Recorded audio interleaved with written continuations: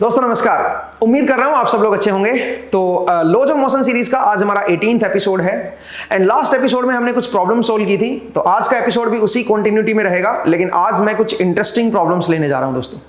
Interesting क्यों? क्योंकि आज मैं आपको पहचान करना सिखाऊंगा inertial and non inertial reference frame की, कि कौन सी frame of reference inertial reference frame है, कौन सी नॉन इनर्शियल है, और प्रॉब्लम्स के थ्रू उसको देखने की कोशिश करेंगे, प्रॉब्लम्स में ही ढूंढने की कोशिश करेंगे। हालांकि जो हम लॉज ऑफ मोशन अप्लाई करेंगे प्रॉब्लम्स के ऊपर, वो केवल इनर्शियल फ्रेम ऑफ रेफरेंस में हम आज अप्लाई करेंगे। वैसे आगे चल के मैं आपको बताऊंगा कि laws of motion non inertial reference frame में कैसे अप्लाई होते हैं। नॉन इनर्शियल रेफरेंस फ्रेम में भी आप अप्लाई कर सकते हो लॉज ऑफ मोशन को, लेकिन उस केस में आपको एक फिक्टिशियस फोर्स को इमेजिन करना पड़ेगा, एक स्यूडो फोर्स को इमेजिन करना पड़ेगा। वो कैसे करते हैं वो आगे चल के देखेंगे, बट आज के एपिसोड में बस आपको ये पता होना चाहिए कि ये इनर्शियल रेफरेंस फ्रेम है, ये नॉन इनर्शियल रेफरेंस फ्रेम है, और ऐसा क्यों है उसका कारण भी आपको पता होना चाहिए, सो दैट आप बिल्कुल क्लियर रहें चीजों में एंड आप इजीली लॉज ऑफ मोशन को अप्लाई कर सकें। लॉज ऑफ मोशन को हमें इनर्शियल रेफरेंस फ्रेम में ही अप्लाई करना है, ये ध्यान दीजिएगा, ठीक है। तो चलिए कुछ प्रॉब्लम्स लेते हैं, उनसे हम चीजों को समझने की कोशिश करते हैं। जरा देखिए दोस्तों, मेरे पास मान लीजिए एक प्रॉब्लम है और उसमें एक ब्लॉक है मेरे पास इस तरह का, ठीक है, एक ब्लॉक है और इसके ऊपर एक छोटा ब्लॉक और रखा है हमने, ठीक है। यहां पे एक और छोटा ब्लॉक रखा हुआ है, इसका मास जो है वो मान लीजिए 1 किलोग्राम है और इसका मास मान लीजिए 9 किलोग्राम है, ठीक है दोस्तों। इस तरह का मान लीजिए मेरे पास ब्लॉक है और मैं क्या कर रहा हूं, मैं इस ब्लॉक के ऊपर एक फोर्स लगा रहा हूं F। ये एंगल आपको दे रखा है 30 डिग्री है, ठीक है। F फोर्स लगा रहा हूं। नीचे जो सरफेस है वो सरफेस आपका स्मूथ है, यहां पे कोई फ्रिक्शन नहीं है दोस्तों, ठीक है। ये फ्रिक्शनलेस सरफेस है, फ्रिक्शनलेस सरफेस, ये फ्रिक्शनलेस सरफेस है और ये जो सरफेस है ये भी फ्रिक्शनलेस है भाई,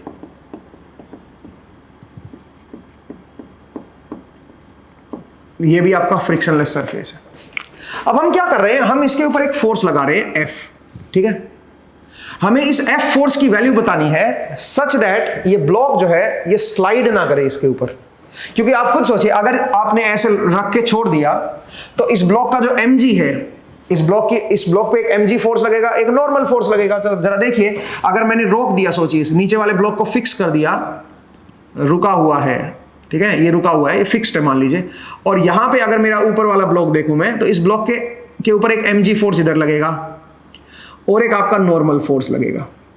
तो इस mg के दो कंपोनेंट आएंगे दोस्तों। कौन कौन से दो कंपोनेंट आएंगे बताओ? एक आपका इधर आएगा, अगर ये थीटा एंगल है तो ये आपका बन जाएगा mg cos थीटा, बिकॉज ये भी थीटा ही एंगल बनेगा, तो ये बनेगा mg cos थीटा, और एक बन जाएगा mg sin theta, mg sin theta. अब आप जरा सोचिए, इधर तो ब्लॉक का मोशन हो नहीं रहा ना, इधर कहां जाएगा, ब्लॉक के अंदर तो जा नहीं सकता, तो सरफेस है ना, तो इस सरफेस के परपेंडिकुलर तो मूव कर नहीं सकता, अलोंग द सरफेस मूव कर सकता है, तो अलोंग द सरफेस ये फोर्स लगेगा, ये फोर्स लगेगा तो ब्लॉक नीचे आएगा भाई, ठीक है। तो अगर ये नीचे वाला ब्लॉक फिक्स्ड कर दूं तो ऊपर वाला ब्लॉक इसके ऊपर स्लाइड डाउन करके नीचे आ जाएगा। बट द थिंग इज, हम ऐसा चाहते हैं कि ये स्लाइड ना करे, ठीक है। तो आपको बताना है कि कितना फोर्स मैं लगाऊं कि ये इसके ऊपर स्लाइड ना हो, ठीक है, नीचे ना आए। अब यहां पे अगर इस प्रॉब्लम को देखोगे तो इस प्रॉब्लम को अगर मैं एक फिक्स्ड कोऑर्डिनेट सिस्टम ले लूं, सोचिए मैंने यहां पे एक x डायरेक्शन ले ली, इधर x कैप है और इधर y कैप है और उसका ओरिजिन फिक्स्ड है, मैं यहां से देख रहा हूं, बाहर से देख रहा हूं, ठीक है, और मैं फिक्स्ड रेफरेंस फ्रेम से देख रहा हूं, अर्थ के रेफरेंस फ्रेम से देख रहा हूं, सोचिए, ठीक है, अर्थ को फिक्स मान लो फिलहाल। तो आप ये कह सकते हो कि ये दोनों ब्लॉक एक साथ मूव कर रहे हैं, ये हिल नहीं रहा है इसके ऊपर से, तो आप इन दोनों को एक सिंगल एंटिटी मान सकते हो।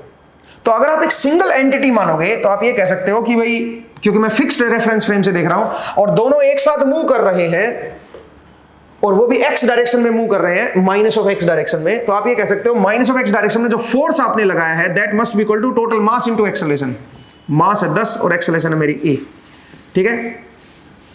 तो इसका मतलब है मेरे पास एक्सेलरेशन यहां से निकल सकती है, मतलब ये एक्सेलरेट हो रहे हैं और एक्सेलरेशन किधर आएगी, माइनस x की तरफ आएगी। ये दोनों एक्सेलरेट हो रहे हैं, ये ब्लॉक भी एक्सेलरेट हो रहा है, ये ब्लॉक भी एक्सेलरेट हो रहा है, दोनों के दोनों एक्सेलरेट हो रहे हैं, ठीक है, दोनों आपके इस तरफ जा रहे हैं। ये बात समझ में भी आती है और हमें लग भी रहा है कि फिक्स्ड फ्रेम से अगर आप देखोगे तो दोनों के दोनों एक साथ, जितना ये एक्सेलरेट होगा उतना ये एक्सेलरेट होगा, रुका रहेगा इसके ऊपर, तो रुका रहेगा तो इसका मतलब इसी का हिस्सा मान लो ना फिर इसको, ठीक है। तो आप 10 किलोग्राम जो है यहां से आप ये कह सकते हो कि एक्सेलरेशन जो आएगी, जो भी फोर्स लगाओगे उसको डिवाइड बाय 10 कर देना, इतनी एक्सेलरेशन से आगे की तरफ जा रहे हैं, अगर आप फिक्स्ड रेफरेंस फ्रेम से देख रहे हो तो। लेकिन जरा सोचिए, अगर आप यहां पे एक खड़े हो जाओ, इस ब्लॉक के रेफरेंस से देखना शुरू करो, इस ब्लॉक के रेफरेंस से इस ब्लॉक की जो एक्सेलरेशन है वो तो जीरो है, ठीक है। अगर आप ध्यान से देखो, अगर मेरा कोऑर्डिनेट सिस्टम इस ब्लॉक के साथ फिक्स हो जाता, तो जब ये ब्लॉक मूव करेगा तो कोऑर्डिनेट सिस्टम भी मूव करेगा, और ये वेज, ये ऊपर वाला जो ब्लॉक है ये तो हिल नहीं रहा भाई, ऊपर वाला ब्लॉक तो हिल नहीं रहा। तो इसका मतलब क्या हुआ? इसका मतलब नीचे वाला जो वेज है या नीचे वाला जो ब्लॉक है उसके रेस्पेक्ट में ऊपर वाला जो ब्लॉक है वो तो हिल ही नहीं रहा। तो अगर मैं इस ब्लॉक को ए बोल दूं और इस ब्लॉक को बी बोल दूं, तो बी के रेस्पेक्ट में अगर आप ए को देखोगे तो बी के रेस्पेक्ट में ए की जो एक्सेलरेशन है वो तो जीरो आएगी। अगर बी के रेफरेंस से देखोगे, अगर मैं रेफरेंस यहां पे ले लूं इसके साथ, ये एक्स कैप प्राइम बोल दूं और इसको मैं वाई कैप प्राइम बोल दूं, ये मेरा बी ब्लॉक है भाई, ऊपर वाली डायरेक्शन को मैं वाई कैप प्राइम बोल रहा हूं। तो अगर मैं इसकी बात करूं तो ये इसके रेस्पेक्ट में ये जो है ये रेस्ट पे नजर आ रहा है, मतलब एक्सेलरेशन जो है इसकी जीरो होगी। लेकिन ये जो रेफरेंस फ्रेम है, इस वेज की जो रेफरेंस फ्रेम है, इसके रेस्पेक्ट में अगर आप देखोगे वो नॉन इनर्शियल रेफरेंस फ्रेम है दोस्तों। नॉन इनर्शियल रेफरेंस फ्रेम क्यों है? क्योंकि वो एक्सेलरेट कर रहा है, और जो भी एक्सेलरेटेड रेफरेंस फ्रेम होती है वो नॉन इनर्शियल रेफरेंस फ्रेम होती है, ठीक है, ध्यान रखिएगा। जो भी एक्सेलरेटेड रेफरेंस फ्रेम होती है वो आपकी नॉन इनर्शियल रेफरेंस फ्रेम होती है, ठीक है। तो ये आपकी नॉन इनर्शियल रेफरेंस फ्रेम है। अगर आप इस वेज की रेफरेंस फ्रेम से देख रहे हो तो ऊपर वाले ब्लॉक को, तो इसका मतलब आप नॉन इनर्शियल रेफरेंस फ्रेम में हो। और अगर आप बाहर एक फिक्स्ड रेफरेंस एक्सिस से देख रहे हो तो आपको ये दोनों ही मूव होते हुए नजर आ रहे हैं। इसकी भी एक्सेलरेशन ए होगी और इसकी भी एक्सेलरेशन ए होगी, दोनों मूव करते हुए नजर आएंगे, और ऐसा ही आना भी चाहिए। और ये क्या है? ये हमारी एक इनर्शियल रेफरेंस फ्रेम है, ठीक है। आई होप आपको पहले ये समझ आ गई कैसे हम डिफरेंस को देखेंगे। तो नॉन इनर्शियल रेफरेंस फ्रेम वो होती है जो जहां पे आप अपने आप को फिक्स कर लेते हो, जिसके रेस्पेक्ट में आप देख रहे हो, जिस चीज के रेस्पेक्ट में आप दूसरे को देख रहे हो, वो चीज क्या एक्सेलरेट हो रही है क्या? अगर तो वो एक्सेलरेट हो रही है तो वो नॉन इनर्शियल रेफरेंस फ्रेम है दोस्तों। अगर आप इसके रेस्पेक्ट में इसको देखोगे तो नॉन इनर्शियल रेफरेंस फ्रेम से देख रहे हो चीजों को फिर, ठीक है। आई होप ये आपको क्लियर हुआ पहला पॉइंट, ठीक है। अब इस क्वेश्चन को सोल्व कैसे करें? इसको सोल्व करने के लिए अगेन हम क्या लगाएंगे? इनर्शियल रेफरेंस फ्रेम में ही रहेंगे। तो इनर्शियल रेफरेंस फ्रेम में अगर आप रहते हो तो अगर आप इसके ऊपर फोर्स देखोगे तो इसके ऊपर कौन कौन से फोर्सेस लगेंगे बताओ? एक इसके ऊपर mg लगेगा और एक नॉर्मल फोर्स लगेगा, ठीक है।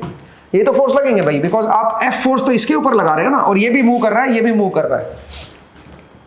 बट अगर आप इसका फ्री बॉडी डायग्राम देखोगे, सिर्फ ब्लॉक का फ्री बॉडी डायग्राम देखोगे ऊपर वाले ब्लॉक का, तो ऊपर वाले ब्लॉक पे तो एक तो कॉन्टेक्ट है भाई, तो कॉन्टेक्ट की वजह से नॉर्मल फोर्स लग गया, और एक इसका क्या लग गया? एक इसका mg फोर्स लग गया। इसके ऊपर तो दो ही फोर्स लगेंगे भाई। और आप ये जानते हो कि भाई अगर आप फिक्स्ड रेफरेंस फ्रेम से देख रहे हो तो ये एक्सेलरेट हो रहा है, जो एक्सेलरेशन इसकी है वही एक्सेलरेशन इसकी भी है। इसका मतलब ये हुआ कि इसकी जो एक्सेलरेशन आएगी वो भी a के बराबर ही होगी, और नीचे वाले की एक्सेलरेशन भी a के बराबर होगी, और ये आगे की तरफ एक्सेलरेट हो रहा है। तो अगर आगे की तरफ एक्सेलरेट हो रहा है तो अगर मैं ये दो कंपोनेंट निकाल दूं इसके, ठीक है, इस mg के दो कंपोनेंट निकाल देते हैं, ठीक है, बल्कि mg के भी नहीं निकालेंगे, क्योंकि हम क्या करेंगे बताओ जरा, हमें तो आगे की तरफ देखना, नेट ये आगे की तरफ एक्सेलरेट हो रहा है, ये ध्यान दीजिएगा, ठीक है। तो नेट फोर्स इसके ऊपर आगे की तरफ आना चाहिए, इधर की तरफ, ठीक है। तो मैं काम करता हूं, मैं इस n के दो कंपोनेंट ले लेता हूं, और आपको मैंने बताया था क्या चीज, कि अगर ये एंगल थीटा है नीचे वाला, तो ये एंगल क्या हो जाएगा? mg का इस एक्सिस के साथ जो एंगल आएगा वो थीटा ही आएगा। तो अगर ये थीटा है तो ये भी थीटा होगा, ठीक है। तो अगर इस n के दो कंपोनेंट लूं दोस्तों, तो कौन कौन से आएंगे? एक तो ऊपर की तरफ आएगा, ठीक है, n cos थीटा, और एक इधर की तरफ आएगा n sin theta, n sin theta. तो अगर आप फिक्स्ड रेफरेंस फ्रेम से देख रहे हो तो फिक्स्ड रेफरेंस फ्रेम से ये जो ब्लॉक है ये आपको आगे की तरफ मूव होता हुआ नजर आ रहा है, बस इधर मूव होता नजर आ रहा है। तो इसका मतलब ये फोर्स कैंसिल कर जाएगा, तो आप ये कह सकते हो n cos theta has to be equal to mg। आप इनर्शियल रेफरेंस फ्रेम से देख रहे हो चीजों को, n cos theta equal to mg, और n sin थीटा क्या बनेगा बताओ जरा? n sin थीटा जो है वो आएगा मास इनटू एक्सेलरेशन, जो भी इसकी एक्सेलरेशन होगी। इसका मास 1 किलोग्राम है, कोई बात नहीं, लेकिन ये एक्सेलरेशन a आगे की तरफ है ना इसकी एक्सेलरेशन, क्योंकि ये रुका हुआ है, रेस्ट पे है इस ब्लॉक पे। तो आप जब इसको फोर्स लगाओगे तो ये भी पैरेलल में आगे चलेगा, ये भी ऐसे ही चलता रहेगा, तो इसकी एक्सेलरेशन जो है हॉरिजॉन्टल आएगी इस तरफ, तो n sin theta must be equal to ma। ये फोर्स कैंसिल कर जाएगा और ये फोर्स मास इंटू एक्सेलरेशन के बराबर आएगा, ठीक है। अब यहां से अगर मैं दोनों का रेशियो ले लूं तो आप कह सकते हो tan theta is equal to a by g. तो यहां से a क्या आ गया, a आ गया g tan थीटा, और थीटा की वैल्यू क्या है 30 डिग्री। तो यहां पे थीटा की वैल्यू 30 डिग्री पुट कर दो, तो a की वैल्यू जो एक्सेलरेशन आएगी वो क्या आ जाएगी दोस्तों, वो आ जाएगी g बाई √3। और एक्सेलरेशन की वैल्यू अगर आपने यहां पे पुट कर दी तो आप नेट फोर्स की वैल्यू भी कैलकुलेट कर सकते हो। F की वैल्यू क्या आ जाएगी 10 इंटू जी बाई √3, ठीक है। तो इस तरह से आप क्या कर सकते हो दोस्तों, इस तरह से आप जो है फोर्स की वैल्यू कैलकुलेट कर सकते हो। तो जरा ध्यान से देखिए, आपने कौन सी फ्रेम ऑफ रेफरेंस से देखा, आपने इनर्शियल फ्रेम ऑफ रेफरेंस से प्रॉब्लम को सोल्व किया है, ठीक है। आपने इनर्शियल फ्रेम ऑफ रेफरेंस से सोल्व किया है इस प्रॉब्लम को। आई होप आपको ये समझ आया कि कैसे इस चीज को हम लोग देखेंगे। एक और इंटरेस्टिंग चीज बताता हूं मैं आपको, अगर इसमें यह पूछा होता कि यहां पे सोचे कोई फोर्स की वैल्यू दे रखी होती आपको, ठीक है, कि भाई फोर्स की कोई वैल्यू है, फोर्स की वैल्यू इतनी नहीं दे रखी, सोचिए एक मिनट के लिए, इससे थोड़ी कम दे रखी है या इससे थोड़ी ज्यादा दे रखी है, आप सोचिए इस वैल्यू से जो भी इतना न्यूटन आ रहा है इससे कम वैल्यू है, क्योंकि इस फोर्स पे तो ये हिलेगा ही नहीं, इस फोर्स पे तो यहीं पे रहेगा। इससे अगर कम फोर्स होता तो ऑब्वियसली ये नीचे की तरफ स्लाइड डाउन करता फिर, ठीक है। अगर ये नीचे की तरफ स्लाइड डाउन करता तो अगर मैं पूछता कि बताओ 1 सेकंड बाद जो है ये कहां पे पहुंच चुका होगा, कितना ये नीचे स्लाइड हो चुका है अलोंग द सरफेस। तो जब भी कोई चीज अलोंग द सरफेस पूछी जाती है ना दोस्तों, कि अलोंग द सरफेस कितना आ रहा है, इन दैट केस आपको फिर रिलेटिव देखना होगा, इसका मोशन जो है नीचे वाले के रेस्पेक्ट में देखना होगा, क्योंकि अलोंग द सरफेस का, सरफेस तो बी का है ना, ठीक है। तो जब भी आपको ऐसे कोई चीज पूछ ले कि अलोंग द सरफेस कितना जाएगा, अलोंग द सरफेस अगर पूछ ले तो अलोंग द सरफेस अगर आपको देखना होगा तो बी के रेस्पेक्ट में देखिए कि बी के रेस्पेक्ट में कितना हुआ है। तो इसका मतलब उस केस में आपको जो भी आपको कैलकुलेशन करनी हो बी के रेस्पेक्ट में देखनी पड़ेगी।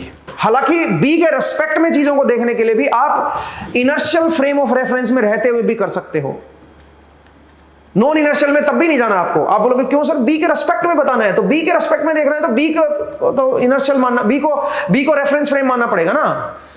जरूरत नहीं है भाई, आप यहीं से चीजों को ऑब्जर्व कर सकते हो, इनर्शियल फ्रेम ऑफ रेफरेंस से चीजों को ऑब्जर्व कीजिए और उससे आप इसकी एब्सोल्यूट एक्सेलरेशन निकाल लो और इसकी एब्सोल्यूट एक्सेलरेशन निकाल लो, ए की एब्सोल्यूट एक्सेलरेशन निकाल लो और बी की एब्सोल्यूट एक्सेलरेशन निकाल लो, और इनकी हेल्प से आप क्या कर सकते हो, रिलेटिव एक्सेलरेशन निकाल सकते हो। आप निकाल सकते हो acceleration of A with respect to B, ये आपने रिलेटिव मोशन में पढ़ा होगा, ये आप कैलकुलेट कर सकते हो। ए की acceleration with respect to B आपके पास आ जाएगी, बस बी के रेस्पेक्ट में क्या एक्सेलरेशन है वो निकाल लिया आपने। इनिशियल वेलोसिटी इसकी यहां पे 0 थी और एक्सेलरेशन इधर आ गई है, तो अब आप जो है आप इसका देख सकते हो कि कितना 1 सेकंड में या 2 सेकंड में जो भी पूछा है वो कितना डिस्प्लेस होगा, वो आप इजीली कैलकुलेट कर सकते हो। मतलब आप इनर्शियल रेफरेंस फ्रेम में ही रहिए और सारी कैलकुलेशन इनर्शियल रेफरेंस फ्रेम से ही कीजिए, आपको आसान लगेंगी चीजें, ठीक है। मुझे उम्मीद है आपको ये किस्सा समझ आया, ये कहानी समझ आई, ठीक है। अगले क्वेश्चन की तरफ बढ़ते हैं। अगले क्वेश्चन में मैं इसी के ऊपर, इस कैलकुलेशन के ऊपर थोड़ा सा मैं आपको डिस्कस करूंगा और एक क्वेश्चन को और सोल्व करते हैं और इसको जरा समझने की कोशिश करते हैं कि कैसे आप इनर्शियल रेफरेंस फ्रेम में ही रहते हुए अलोंग द सरफेस आप डिस्प्लेसमेंट कैसे कैलकुलेट कर सकते हो या वेलोसिटी एक्सेलरेशन को कैसे कैलकुलेट कर सकते हो। आपको नॉन इनर्शियल रेफरेंस फ्रेम में जाने की जरूरत नहीं है, ठीक है। हालांकि आगे चल के हम नॉन इनर्शियल रेफरेंस फ्रेम से भी चीजों को देखेंगे जब आप स्यूडो फोर्सेस को पढ़ चुके होंगे, ठीक है।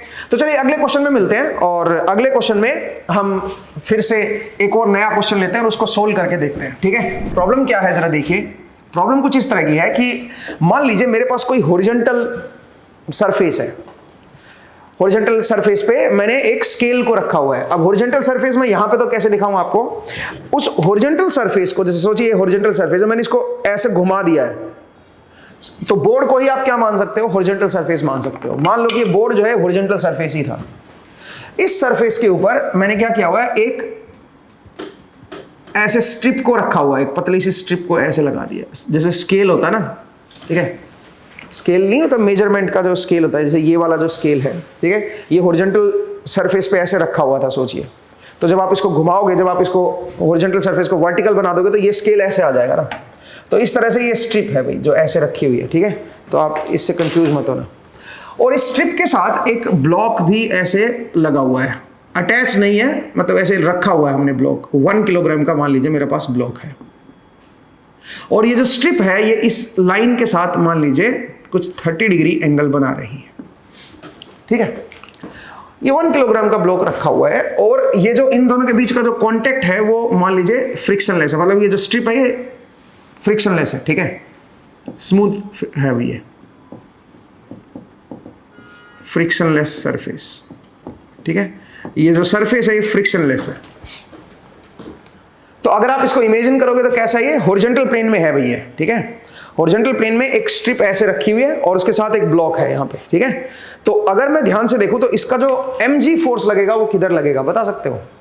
mg फोर्स जो ब्लॉक का लगेगा वो तो डाउन अंदर की तरफ लगेगा ना, लेकिन वही जो अंदर वाली जो एक्सिस है, सोचिए यहाँ पे कोई ब्लॉक रखा हुआ था, ये हॉरिजॉन्टल प्लेन पे ब्लॉक रखा हुआ था, तो इसका जो mg फोर्स है वो तो नीचे की तरफ है ना, लेकिन जब आप इसको ऐसे घुमा के देखोगे तो mg फोर्स कहाँ चला जाएगा? वो अंदर की तरफ चला जाएगा, इधर बोर्ड के अंदर की तरफ चला जाएगा, ठीक है। तो बोर्ड पे आप ये समझिए, बोर्ड जो है बोर्ड XY प्लेन है और जो mg है वो z है। XY वैसे तो हॉरिजॉन्टल प्लेन थी और z मेरी ऊपर की तरफ थी, लेकिन जब आप इसको घुमा दोगे तो ये बोर्ड जो है XY प्लेन में आ जाएगा और z आपकी तरफ आ जाएगा। तो जो mg फोर्स है वो तो अंदर की तरफ चला गया ना, माइनस z की तरफ हो गया, अंदर की तरफ चला गया है, ठीक है। अब सुनिए हम क्या कर रहे हैं।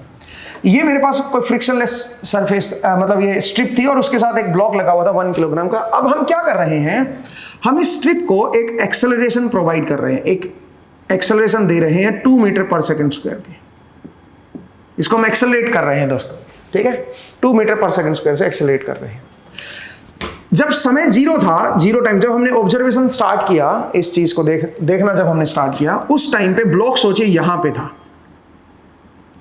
जो ब्लॉक की लोकेशन थी वो यहां पे थी, मतलब इस स्ट्रिप के इस तरफ थी, ठीक है, t = 0 पे, और इसकी जो वेलोसिटी थी वो भी आपकी 0 थी, 0 वेलोसिटी थी यहाँ पे, इनिशियल वेलोसिटी इस ब्लॉक की 0 थी, और t = 0 पे ब्लॉक यहाँ पे रखा हुआ था। जैसे ये आप आगे की तरफ स्ट्रिप को लेके जाओगे, ब्लॉक आपका यहाँ से यहाँ पे आपका ट्रेवल करना शुरू कर देगा। इस जगह से आपका जो ब्लॉक है वो इधर की तरफ जाएगा।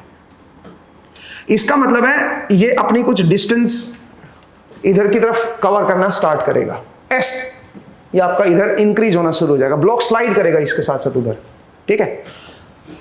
आपको क्या बताना है? आपको बताना है आफ्टर 2 सेकेंड, मतलब 0 के बाद, या at t = 2 second, at t = 2 second, आपको ये बताना है कि s की वैल्यू क्या होगी। फाइंड s,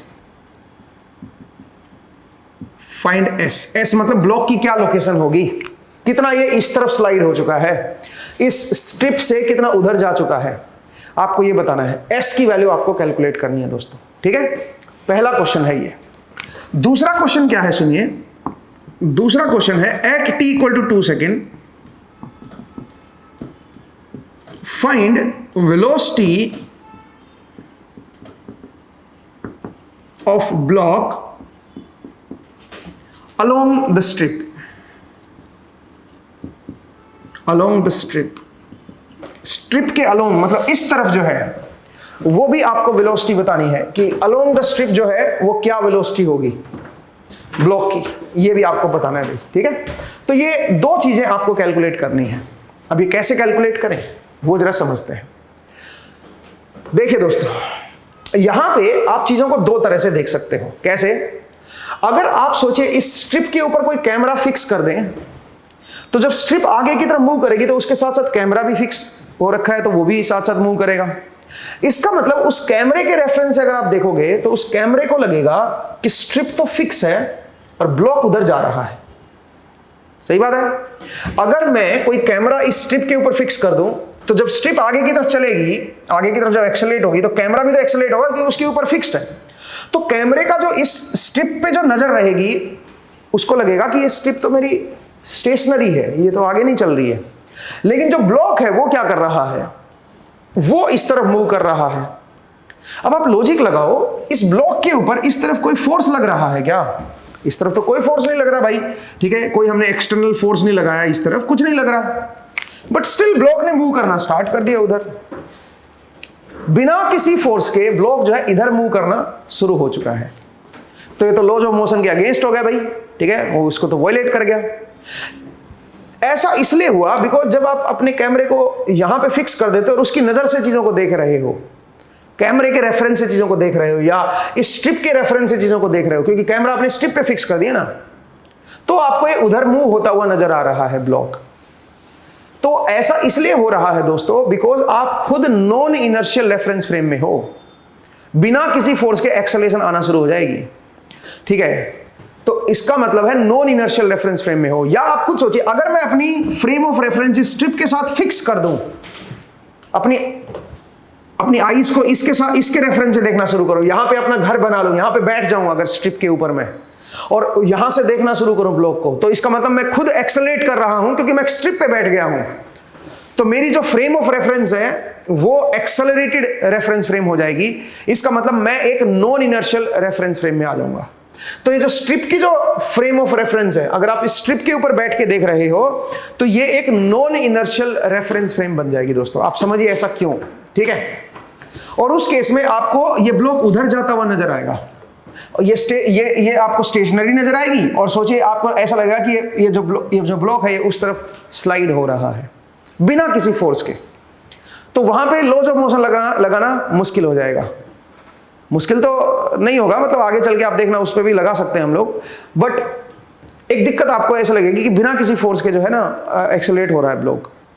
तो ऐसी फ्रेम ऑफ रेफरेंस को हम क्या बोलेंगे, ऐसी फ्रेम ऑफ रेफरेंस को non inertial frame of reference बोलेंगे।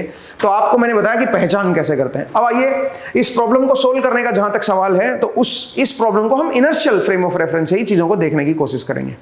इसका मतलब आपको एक फिक्स्ड रेफरेंस फ्रेम देखनी है। इवन ये जो 2 मीटर पर सेकंड स्क्वायर एक्सेलरेशन दे रखी है इस स्ट्रिप की, ये किसके रेस्पेक्ट में दे रखी है, ये भी आपको एक फिक्स्ड रेफरेंस फ्रेम के रेफरेंस से ही दे रखी है। तो इसका मतलब मुझे क्या करना होगा, मुझे यहाँ पे एक फिक्स्ड रेफरेंस फ्रेम इमेजिन कर लेनी है। तो चलिए मैं यहाँ पे इमेजिन कर लेता हूँ कि भाई यहाँ पे मेरा एक फिक्स्ड ओरिजिन है, और यहाँ से ये जो है डायरेक्शन, ये मेरी एक्स कैप है, और ये मान लीजिए मेरी वाई कैप है। तो जेड कैप जो है वो आपकी तरफ हो जाएगा, और ये ओरिजिन मेरा फिक्स्ड है, मान लीजिए ये मेरा फिक्स्ड है भाई, ये मेरा फिक्स्ड है। तो इसको मैं इनर्शियल रेफरेंस फ्रेम बोल सकता हूँ, ठीक है। ये एक्सेलरेटेड रेफरेंस फ्रेम नहीं है, तो एक्सेलरेटेड नहीं है तो मैं इसको इनर्शियल रेफरेंस फ्रेम मान सकता हूँ। यहाँ पे एक्स इधर है, वाई इधर है, जेड आपकी तरफ है, ठीक है। ये एक्स वाई प्लेन है, इस एक्स वाई प्लेन में ब्लॉक मूव करेगा। इसका जो mg फोर्स होगा वो अंदर की तरफ होगा दोस्तों, वो जेड की तरफ होगा, ठीक है, बिकॉज मैंने हॉरिजॉन्टल प्लेन को ही तिरछा किया हुआ ना, ऐसे हॉरिजॉन्टल प्लेन को ही वर्टिकल बनाया हुआ है। तो आप समझिए जो mg फोर्स था वो पीछे चला गया है, और इसका जो मोशन है जिसमें मैं इंटरेस्टेड हूँ, किसमें हूँ, एक्स वाई प्लेन में मोशन में इंटरेस्टेड हूँ। तो इसका मतलब मुझे mg की टेंशन लेने की यहाँ पे जरूरत है नहीं। mg फोर्स को आप यहाँ पे फिलहाल के लिए छोड़ सकते हो, बिकॉज वो तो जेड एक्सिस की तरफ है ना। हमारा जो मोशन जिसमें हम इंटरेस्टेड है वो तो एक्स वाई प्लेन में है, ठीक है। तो इसलिए हम उस तरफ नहीं देखेंगे। अब सुनिए, अगर आप फिक्स्ड रेफरेंस फ्रेम से चीजों को देख रहे हो, तो फिक्स्ड रेफरेंस फ्रेम से इस ब्लॉक के ऊपर केवल एक फोर्स लग रहा है, और वो है नॉर्मल फोर्स जो इस कॉन्टेक्ट सरफेस से लगेगा। तो इसका अगर मैं फ्री बॉडी डायग्राम बनाऊं दोस्तों इस ब्लॉक का, तो इस ब्लॉक को मैं ये बोल सकता हूं कि ये जो ब्लॉक है, यहां पे हमने क्या लिया हुआ है, यहां पे हमारे एक्स डायरेक्शन है, एक्स कैप है, और ये इसके परपेंडिकुलर जो है वो वाई कैप डायरेक्शन है। तो इस ब्लॉक के ऊपर केवल एक फोर्स लग रहा है, और वो है नॉर्मल फोर्स कॉन्टेक्ट के परपेंडिकुलर। आप बोलोगे सर आपने एक्स वाई को ऐसे तिरछा क्यों मान लिया था ना, इजी रहेगा ना, ये एक्स की तरफ ही आ जाएगा। वैसे भी ये फिक्स्ड, आप एक्स इधर ले सकते थे, वाई इधर भी ले सकते थे, उससे भी कोई परेशानी नहीं आती, ठीक है। अभी भी कोई परेशानी नहीं है, ठीक है। तो इस तरह से आप नॉर्मल फोर्स को यहां पे मानोगे, मतलब फिक्स्ड रेफरेंस फ्रेम से अगर आपको अगर आप देखोगे तो ब्लॉक के ऊपर एक नॉर्मल फोर्स इधर लग रहा है दोस्तों, केवल यही फोर्स लग रहा है। तो इसका मतलब इस ब्लॉक की जो एक्सेलरेशन होगी with respect to some fixed reference, तो वो क्या होगी बताओ जरा, वो आपकी माइनस जे कैप की तरफ आएगी। मुझे नहीं पता क्या वैल्यू आएगी, वो तो हम कैलकुलेट करेंगे, बट ये बताएगी वो माइनस जे कैप की तरफ आएगी, ठीक है। ये मुझे पता है कि वो माइनस जे कैप की तरफ आएगी। ये मेरी क्या आएगी, ब्लॉक की एक्सेलरेशन आएगी, क्योंकि fixed reference frame inertial reference frame होती है। इनर्शियल रेफरेंस फ्रेम में जिधर फोर्स होगा उधर ही तो वो एक्सेलरेट होगा। तो एक्सेलरेशन जो है वो आपकी जे कैप की तरफ आएगी। अब सवाल ये है यहाँ पे कि भाई मुझे तो इस ब्लॉक का डिस्प्लेसमेंट निकालनी है, कितना 2 सेकंड में यहां से यहां पे हुआ है, स्ट्रिप के साथ कितना स्लाइड हुआ है। इसका मतलब ये हुआ कि स्ट्रिप के रेफरेंस से चीजों को देखना है मुझे तो ये बताना है कि इस स्ट्रिप के इस सिरे से कौन से सिरे तक आगे जाएगा। तो उसके लिए हमें फिक्स्ड रेफरेंस फ्रेम की जरूरत है क्या? बिल्कुल है दोस्तों। अगर मैं s को निकालना चाहूं तो कैसे निकालूंगा, जरा सोचिए। s को निकालने के लिए अगर समहाउ मेरे पास इसकी एक्सेलरेशन आ जाए ब्लॉक की with respect to this strip, इस ब्लॉक को मैं b बोल देता हूं और इस स्ट्रिप को मैं a बोल देता हूं, सोचिए, ठीक है। तो अगर मैं b की एक्सेलरेशन a के रेस्पेक्ट में निकाल दूं ना कि a के रेफरेंस से b की क्या एक्सेलरेशन है, क्योंकि b तो स्लाइड कर रहा है ना इधर, तो अगर मैं b की एक्सेलरेशन a के रेस्पेक्ट में निकाल दूं तो मुझे पता चल जाएगा कि ब्लॉक की क्या एक्सेलरेशन है अलोंग द स्ट्रिप। जब भी आप अलोंग द स्ट्रिप निकालते हो या अलोंग द सरफेस निकालते हो कोई भी चीज को, इसका मतलब आप उस सरफेस के रेस्पेक्ट में देखनी है चीजों को, आपको उस सरफेस के रेस्पेक्ट में चीजों को देखना है। पॉइंट को समझिए मैं क्या कर रहा हूं भाई। आप खुद जानना चाह रहे हो कि अलोंग द स्ट्रिप कितना ये ब्लॉक डिस्प्लेस हुआ है, तो स्ट्रिप के रेफरेंस से चीजों को देखो ना। फिर अब स्ट्रिप के रेफरेंस से क्या इसकी एक्सेलरेशन आएगी वो मुझे निकालनी है। स्ट्रिप के रेफरेंस से इस ब्लॉक बी की क्या एक्सेलरेशन आएगी वो अगर मेरे पास आ जाए तो मैं एस को निकाल सकता हूं। फिर कहानी फिर आसान है। अब ये कैसे देखें भाई, ये जो एक्सेलरेशन दे रखी है तो ए की एक्सेलरेशन दे रखी है, तो आप ये कह सकते हो acceleration of A with respect to some fixed reference frame, वो आपको दे रखी है 2, लेकिन उसके 2 के कुछ कंपोनेंट आएंगे दोस्तों। 2 तो मेरी नीचे की तरफ है, ठीक है, 2 तो मेरी नीचे की तरफ है। अब 2 के कुछ कंपोनेंट आएंगे ना, x एंड y अगर मैं देखूं तो इधर है मेरा x, ठीक है, इधर है मेरा x और इसके परपेंडिकुलर क्या है मेरा, इसके परपेंडिकुलर मेरा y है, ठीक है, इसके परपेंडिकुलर मेरा y है। अब मुझे क्या करना है, मुझे इसके कंपोनेंट निकालने हैं दोस्तों। कैसे निकालूं मैं कंपोनेंट, जरा देखिए, जरा देखिएगा। ये एंगल मेरा 30 है, ठीक है। अब मुझे ये कंपोनेंट निकालने हैं, ध्यान देना भाई, ये परपेंडिकुलर है तो मुझे एंगल निकालने पड़ेंगे ना भाई, तभी तो x एंड y की तरफ कंपोनेंट निकालूंगा मैं इसके। तो जरा देखिए कैसे करेंगे। मुझे एक बात बताइए, ये एंगल 30 है तो ये एंगल भी 30 होगा, ये 90 है तो ये 60 होगा, तो ये 30 आ जाएगा, ये 30 डिग्री आएगा। एक बार चेक कर लो भाई, यहाँ पे कोऑर्डिनेट ज्योमेट्री लगाओ। जो 2 है ये इस y एक्सिस के साथ जो है 30 डिग्री एंगल बना रही है। तो अगर मैं इसका प्रोजेक्शन लूं इस 2 मीटर पर सेकंड स्क्वायर का, इस तरफ एक प्रोजेक्शन इधर आएगा और एक प्रोजेक्शन इधर आएगा, तो ये जो है -x की तरफ है। तो अगर मैं एक्सेलरेशन ऑफ a की बात करूं, a मतलब स्ट्रिप की बात करूं, तो एक्सेलरेशन ऑफ स्ट्रिप क्या आएगी, 2 sin 60, 2 sin 30, माफ कीजिएगा, 2 sin 30, 2 तो इधर है ना और ये 30 एंगल है इसका, तो 2 sin 30 और ये इधर की तरफ है -i कैप, ठीक है। और एक और आएगा ये वाला कंपोनेंट, ये बनेगा 2 cos 30, 2 cos 30 minus j cap, ये बनेगा दोस्तों। ये आ जाएगा मेरे पास acceleration of this strip A। उसके मैंने कंपोनेंट ले लिए, ये जो 2 ऐसे था ना, उसके एक x की तरफ कंपोनेंट लिया, एक y की तरफ ले लिया, ठीक है भाई, क्योंकि x मैंने इधर माना है, y इधर माना है। तो ये मेरे पास एब्सोल्यूट एक्सेलरेशन है दोस्तों, ये with respect to fixed reference frame है, ध्यान देना भाई, ठीक है। तो क्या बन गया, ये बन गया minus of I cap minus √3 j cap. ये मेरे पास जो है ए की एक्सेलरेशन आ गई, बट मैं इसमें इंटरेस्टेड नहीं हूं। क्यों नहीं हूं इसमें इंटरेस्टेड, बिकॉज मुझे तो ये चाहिए बी की एक्सेलरेशन ए के रेस्पेक्ट में क्या आएगी, क्योंकि तभी तो अलोंग द स्ट्रिंग मुझे देखना ना कितना ये डिस्प्लेस हुआ। स्ट्रिंग को क्या, ये जो स्ट्रिप है, इस स्ट्रिप को क्या लगेगा कि कितना डिस्प्लेस हुआ है ये आगे, स्ट्रिप के रेफरेंसेस को देखना है ना मुझे। तो यहां से यहां तक जो डिस्प्लेसमेंट हुई है वो अलोंग द स्ट्रिप हुई है ना, तो इसका मतलब इसकी एक्सेलरेशन विद रिस्पेक्ट टू ए निकालता हूं। अब ये कैसे निकालेंगे, हमें रिलेटिव मोशन में हमने पढ़ा है क्या कि एक्सेलरेशन ऑफ ए अगर आप देखना चाहते हो तो वो क्या होगी बताओ जरा, वो होगी acceleration of B plus acceleration of A with respect to B, ये होगी भाई, ठीक है। और अगर मैं एक्सेलरेशन ऑफ बी की बात करूं, एक्सेलरेशन ऑफ बी क्या होगी दोस्तों, that will be acceleration of A plus acceleration of B with respect to A, यही होगी भाई। और हमें ये निकालनी है भाई, हमें बी की एक्सेलरेशन निकालनी है ए के रेस्पेक्ट में, तो उसके लिए हमें ए बी और ए चाहिए, मतलब वो एक्सेलरेशन इस ब्लॉक की चाहिए with respect to fixed reference, और एक्सेलरेशन हमें स्ट्रिप की चाहिए with respect to fixed reference. इसका मतलब इनर्शियल रेफरेंस फ्रेम के रेस्पेक्ट में हमें इनकी एक्सेलरेशन निकालनी है। उसकी हेल्प से मैं क्या कर सकता हूं, मैं बी की एक्सेलरेशन निकाल सकता हूं ए के रेस्पेक्ट में, मतलब ब्लॉक की एक्सेलरेशन निकाल सकता हूं स्ट्रिप के रेफरेंस में, ठीक है। तो वो क्या बनेगी दोस्तों, वो बनेगी acceleration of B minus acceleration of A. अब ये कैसे कैलकुलेट करेंगे जरा देखिएगा ध्यान से। जो एक्सेलरेशन ऑफ बी आएगी with respect to A, acceleration of B जो आएगी विद रिस्पेक्ट टू ए, वो तो केवल इस दिशा में आएगी। अगर आप ए के रेफरेंस से बी को देख रहे हो, ए के रेफरेंस से बी को अगर आप देख रहे हो, तो बी का जो मूवमेंट है वो केवल एक्स की तरफ है ना भाई, ठीक है, इस तरफ है ना, आई कैप की तरफ है। तो इसका मतलब ये जो एक्सेलरेशन होगी ये केवल और केवल आई कैप की तरफ आएगी। मुझे इसकी वैल्यू नहीं पता, मैग्नीट्यूड नहीं पता, बट मुझे ये पता है कि ये आई कैप की तरफ होगा, ठीक है। And this will be equal to acceleration of B. तो एक्सेलरेशन ऑफ बी जो है उसका मैग्नीट्यूड भी नहीं पता, बट मुझे ये पता है कि वो माइनस जे कैप की तरफ होगी, ठीक है। उसका मैग्नीट्यूड भी अपने को नहीं पता। Minus acceleration of A, acceleration of A क्या है, माइनस आई कैप है, माइनस √3 जे कैप है। एक बार देख लीजिए दोस्तों, ठीक है। तो अब अगर मैं इसको देखूं तो यहां पे तो केवल आई कैप का कंपोनेंट आएगा, इधर की तरफ आई कैप का कंपोनेंट आएगा, बराबर के इधर ये जो मुझे नहीं पता है जे कैप यह आ जाएगा, प्लस आई कैप प्लस √3 जे कैप। अब आप खुद सोचिए, इधर आई कैप है और इधर आई कैप और जे कैप दोनों है, तो इसका मतलब ये वैल्यू क्या आनी चाहिए, यहां पे जो वैल्यू आनी चाहिए √3 ही होनी चाहिए, सो दैट ये √3 जे कैप वाला जे कैप से कट जाए। इसका मतलब मेरे को क्या पता चल गया, मेरे को एब्सोल्यूट एक्सेलरेशन बी की पता चल गई है, ठीक है। एब्सोल्यूट एक्सेलरेशन बी की पता चल गई है।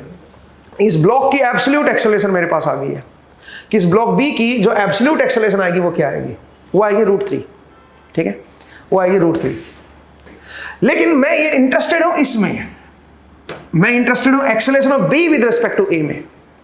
तो acceleration of B with respect to A जो आएगी दोस्तों, वो मैं इसमें इंटरेस्टेड हूं, तो वो क्या बन जाएगी, वो आई कैप का आई कैप के साथ कंपोनेंट देखो भाई, तो क्या बन जाएगा, वो तो 1 बन जाएगा। नहीं, इधर आई कैप अननोन है, इधर आई कैप का कोएफिशिएंट 1 है, तो कंपेयर करोगे तो 1 ही तो आएगा। तो यहां से मैं ये कह सकता हूं कि acceleration of B with respect to A, इसका जो मैग्नीट्यूड आएगा वो 1 आएगा, और जो डायरेक्शन आएगी वो इधर आई कैप की तरफ आएगी, ठीक है।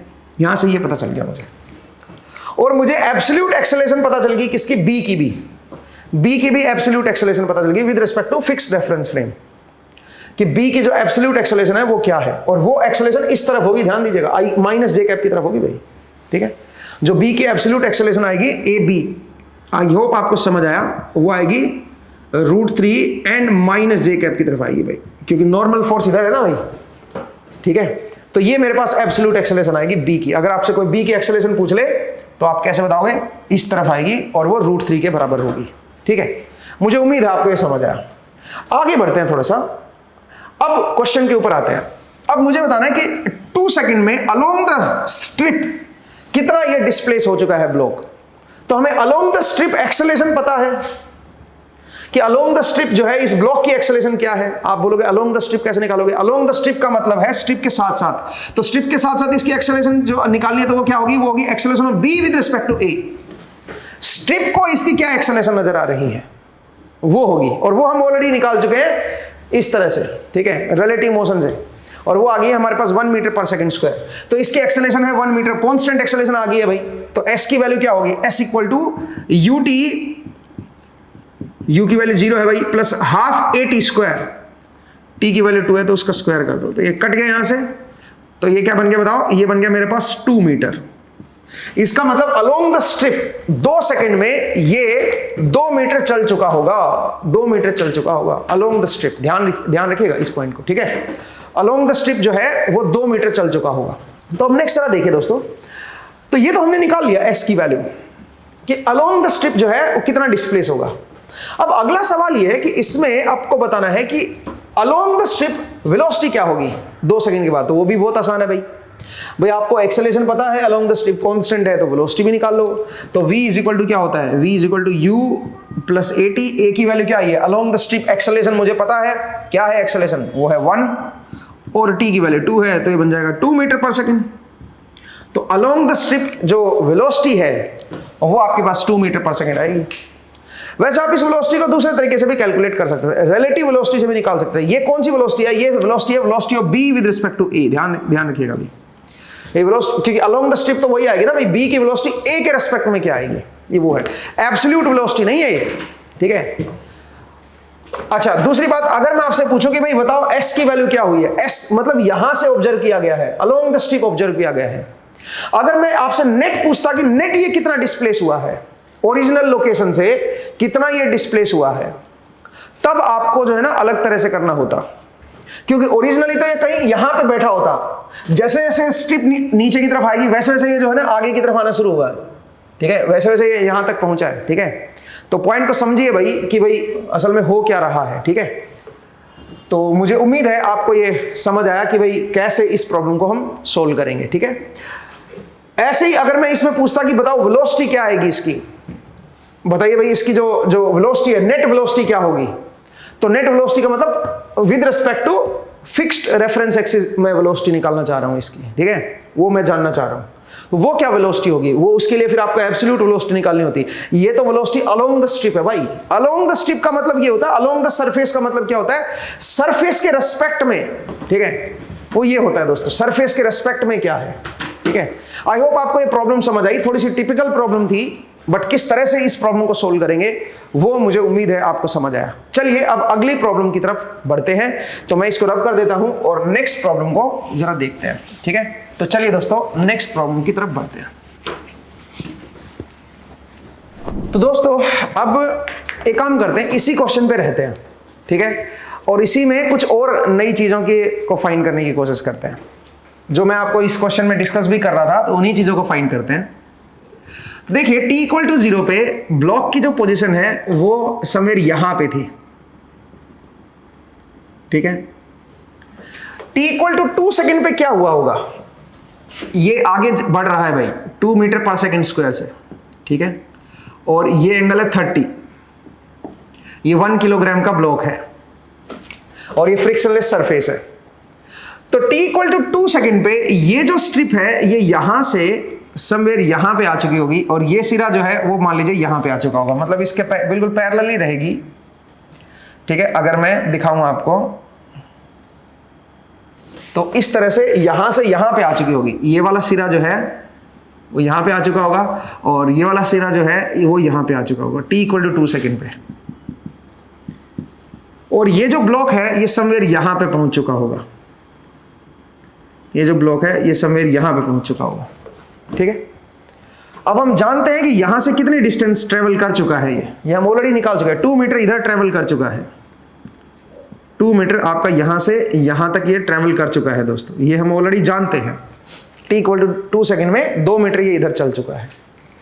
अब सवाल क्या है सुनिए, अब मैं ये जानना चाह रहा हूं कि अल्टीमेटली ये यहां से शुरू होकर यहां पे लैंड किया है ना 2 सेकेंड में, नेट कितना डिस्प्लेस हुआ है, ये नेट इसकी डिस्प्लेसमेंट अगर मैं पूछ लूं आपसे कि नेट डिस्प्लेसमेंट बताइए कितनी हुई है, यहां से यहां पे जो आया है ये नेट डिस्प्लेसमेंट कितनी हुई है, ये अगर मैं आपसे पूछ लूं तो क्या करते इसी क्वेश्चन में, ठीक है। या फिर मैं यहां पे इसकी कोई पॉइंट दे देता और इसके कोई पॉइंट पूछ लेता कि बताओ पॉइंट क्या आएंगे इसके, वो अगर मैं आपसे पूछ लेता तो कैसे करते। तो इसमें कौन सी एक्सेलरेशन यूज होती, फिर यहां से यहां पे अलोंग द स्ट्रिप तो आपने निकाल दी, अलोंग द स्ट्रिप जो है वो 2 मीटर चला है ये, बट इनिशियल से फाइनल जो 2 सेकेंड पे है वहां पे इन दोनों के बीच का अगर मैं ये डिफरेंस पूछ लेता तो ये कैसे निकालते हैं, ये निकालते इसकी एब्सोल्यूट एक्सेलरेशन से। क्योंकि ध्यान से देखो, अगर आपका कोऑर्डिनेट सिस्टम इस तरह का है, डायरेक्शन आपकी एक्स डायरेक्शन है और ये वाई डायरेक्शन है, ठीक है, और इस क्वेश्चन में मैं आपसे ये पूछता कि बताओ इनिशियल से फाइनल जब पहुंचा है तो कितनी डिस्टेंस इसने कवर की है, वो जो डिस्टेंस है अगर आप वो निकाल रहे हो तो वो आपको इनर्शियल रेफरेंस फ्रेम से निकालनी होगी और वो इसकी एक्सेलरेशन से आएगी। इसका मतलब है अगर मेरे पास एक्सेलरेशन ऑफ b आ जाए तो उससे मैं चीजों को सोल्व कर सकता हूं। एक्सेलरेशन ऑफ b हमने ऑलरेडी कैलकुलेट की हुई है। एक्सेलरेशन ऑफ b क्या आई थी आपको याद होगा, इसके हमने 2 कंपोनेंट अभी ब्रेक किए थे, ठीक है, एक कंपोनेंट इधर था और एक कंपोनेंट इधर था, ठीक है, ये 30 डिग्री था तो इसका एक कंपोनेंट इधर आ जाएगा भाई cos 30 √3/2, ठीक है। इधर वाला जो कंपोनेंट है वो कितना है, √3 है, माफ कीजिएगा, √3 मीटर पर सेकेंड स्क्वायर, 2 cos 30 और 2 sin 30 जो था वो इधर वाला था, है ना, 2 sin 30 जो था वो इधर वाला था, इधर वाला जो था वो 2 cos 30 था। तो हमारे पास ये हमें पता है कि इधर कितना एक्सेलरेट हो रहा है, किस एक्सेलरेशन से जा रहा है। इसका मतलब एक्सेलरेशन ऑफ b जो एब्सोल्यूट एक्सेलरेशन है with respect to inertial reference frame, वो अपने को पता है वो कितनी है। वो कितनी है बताइए, वो है मेरे पास √3 मीटर पर सेकेंड स्क्वायर, ये एक्सेलरेशन, और ये कांस्टेंट एक्सेलरेशन है।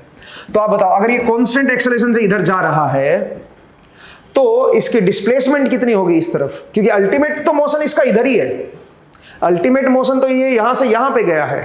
अगर आप फिक्स्ड रेफरेंस से देखोगे तो यहां से यहां पे नजर आएगा। अगर आपने कोई कैमरा फिक्स कर दिया बी पे और बी के रेस्पेक्ट में ए को देख रहे हो, अलोंग द स्ट्रिप देख रहे हो, तो इसका मतलब बी के रेस्पेक्ट में आपको देखना होगा। तो बी के रेस्पेक्ट में तो ये केवल आगे की तरफ मूव करता हुआ नजर आएगा, ठीक है। तो अब बताइए, हमने इसकी एब्सोल्यूट एक्सेलरेशन निकालनी है और वो आई है √3 और इस तरफ आई है भाई, और -j की तरफ आई है। तो आप बताओ ये डिस्टेंस कैसे निकालोगे? ये डिस्टेंस जो आएगी इसको मैं S1 बोल देता हूं। तो S1 equal to initial velocity इसकी 0 थी प्लस हाफ AT²। A की वैल्यू √3 है और T की वैल्यू मेरे पास 2 है, तो 2 का स्क्वायर कर दो, कट गया यहां से, 2√3 मीटर आ गया ये, 2√3 मीटर। और आप खुद सोचिए इसके ऊपर जो नॉर्मल फोर्स है उधर ही इसकी एक्सेलरेशन आई है, क्योंकि जब आप इनर्शियल रेफरेंस फ्रेम से देख रहे हो तो इसके ऊपर केवल एक फोर्स एक्ट कर रहा है, और वो फोर्स किधर था? वो था नॉर्मल फोर्स। और वो नॉर्मल फोर्स क्या था? परपेंडिकुलर टू दिस सरफेस, इस तरफ था। क्योंकि नॉर्मल फोर्स इधर था तो इसकी जो एब्सोल्यूट एक्सेलरेशन आएगी with respect to fixed reference frame, वो आपकी इधर ही आएगी, इस तरफ आएगी। तो ये वाला कंपोनेंट हमने एक्सेलरेशन का निकाल दिया, इसका ये एक्सेलरेशन ऑफ बी हमने निकाल दी थी, पिछले कैलकुलेशन में हमने इसको सोल्व किया था, ठीक है। तो यहां से मेरे पास ये आ गया S1। सिमिलरली अगर मैं इसकी नेट वेलोसिटी पूछ लेता, कि नेट वेलोसिटी था, अलोंग द स्ट्रिप नहीं पूछ रहा हूं अब मैं वेलोसिटी, मैं इसकी नेट वेलोसिटी पूछ रहा हूं। यहां पे नेट क्या वेलोसिटी होगी? ऑब्वियसली इसकी वेलोसिटी इस तरफ ही आएगी, क्योंकि इस तरफ अल्टीमेटली इधर मूव कर रहा है ना, तो इस तरफ नेट वेलोसिटी क्या निकल के आएगी? तो नेट वेलोसिटी जो होगी v = u + at। a की वैल्यू इस तरफ देखो क्या है, एब्सोल्यूट एक्सेलरेशन क्या है? √3, क्योंकि कांस्टेंट है तो v = u + at लगा सकता हूं मैं, ठीक है, इंटू 2 सेकंड के बाद आपसे बताना है। तो 2√3 मीटर पर सेकंड जो है वो इसकी नेट वेलोसिटी है इस तरफ, ठीक है। आई होप आपको समझ आया कि कैसे ये दूसरी सिचुएशन को मैंने सोल्व किया है। ये बड़ा इंपॉर्टेंट है, अभी इसको ध्यान से देखिएगा, ठीक है। चलिए आगे बढ़ते हैं। तो यहां पे inertial and non inertial reference frame को समझना बहुत जरूरी है कि कौन सी इनर्शियल रेफरेंस फ्रेम है, कौन सी नॉन इनर्शियल है। अगर तो आपको नेट पूछ लिया कि बताओ नेट कितना चला है ये, ठीक है, इनिशियल से फाइनल पोजीशन जो है इसकी, उनमें नेट डिस्प्लेसमेंट कितनी है, वो अगर आपसे पूछ ली तो हम इनर्शियल रेफरेंस फ्रेम से देखेंगे दोस्तों। और अलोंग द स्ट्रिप पूछ लिया है, मान लीजिए कि भाई अलोंग द स्ट्रिप कितना ये गया है, तो फिर विद रिस्पेक्ट टू स्ट्रिप देखिए, फिर आपको विद रिस्पेक्ट टू स्ट्रिप ये किधर मूव कर रहा है, क्या एक्सेलरेशन है, क्या इसकी वेलोसिटी है, वो आपको निकालनी है। इन दैट केस आप क्या कर रहे हो? आप बी के रिस्पेक्ट में देख रहे हो, और बी क्या है? बी एक नॉन इनर्शियल रेफरेंस फ्रेम है, लेकिन उसको भी कैलकुलेट करने के लिए आपको इनर्शियल फ्रेम ऑफ रेफरेंस की जरूरत पड़ेगी यहां पे, ठीक है। Acceleration of B with respect to A अगर आप देख रहे हो तो उसके लिए आपको अगेन एब्सोल्यूट एक्सेलरेशन चाहिए बी और ए की, ठीक है। तो ध्यान दीजिएगा, ये क्वेश्चन बड़ा ही क्लासिकल था, मुझे उम्मीद है आपको ये समझ आया होगा। चलिए दोस्तों, अगर नहीं भी समझ आया तो कोई बात नहीं, अभी का जो क्लास का टाइम है वो पूरा हो गया है। नेक्स्ट क्लास में हम इसके ऊपर और क्वेश्चन करेंगे, ठीक है। तो आपको धीरे धीरे जो है इसकी अंडरस्टैंडिंग बनती चली जाएगी। तो कोई बात नहीं, आप अगली क्लास में जो है ना और क्वेश्चन करोगे तो थोड़ा सा और क्लैरिटी आएगी आपको। और अब उसके बाद जब हम नॉन इनर्शियल रेफरेंस फ्रेम में जब चीज़ों को सोल्व करना सीखेंगे तो आपको और ज़्यादा ईजी लगेगा ये प्रॉब्लम, ठीक है। तो चलिए दोस्तों, अभी के लिए इतना ही करते हैं। नेक्स्ट क्लास में फिर से आपसे मुलाकात होगी। अपना ख्याल रखिए, पढ़ते रहिए, मुस्कुराते रहिए। नेक्स्ट टाइम मिलेंगे। Thank you.